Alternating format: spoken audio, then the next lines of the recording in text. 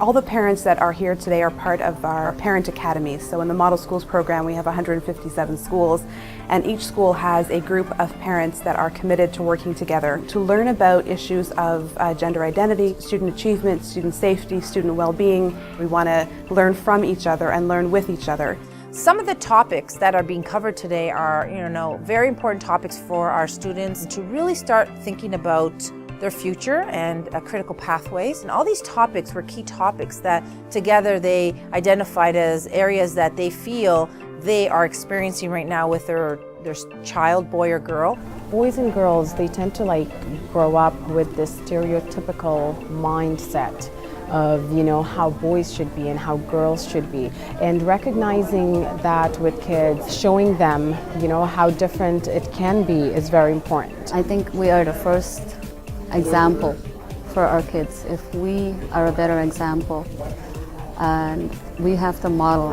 Many of our parents grew up at a time frame where things were different, understandings of gender roles were different, and so it's important for them to share what their understandings are, for us to better understand each other.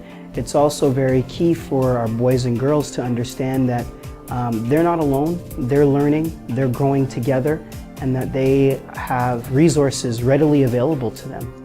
Well, I've got 3 kids, and the gap in the generations, I've got a 21-year-old and a 5-year-old, and raising the 21-year-old was a lot different than raising the 5-year-old in terms of the technology that's out there, in terms of the opportunities, and in terms of the dangers. Getting together in a group and hearing how other parents are able to solve the problems that they have are definitely helping. The main thing is figuring out ways to empower our girls while still respecting our cultural and religious values, right? And it is possible, but it means parents have to be a bit more open-minded and really listen. And we need to break those barriers, the glass ceilings, but it really starts in the home.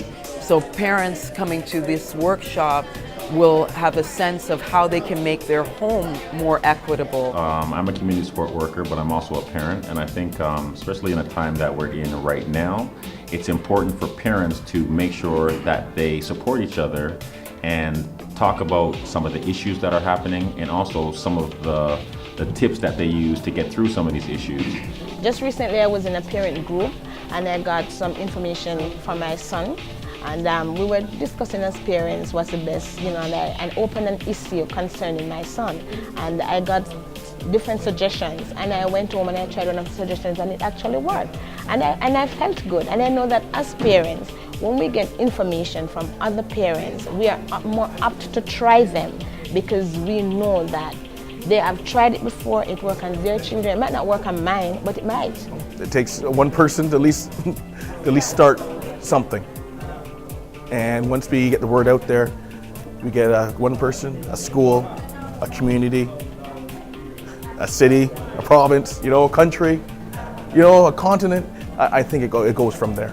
There's a real sense of camaraderie, a real sense of we are in this together, a real sense of these are our children. The students and the children in the TDSB are all of ours. When we started this a few years ago, we were putting parent academies together so that we could empower parents to tell us, the institution, the Toronto District School Board, what do they want to learn. And certainly this is our example of exactly what we set out to do.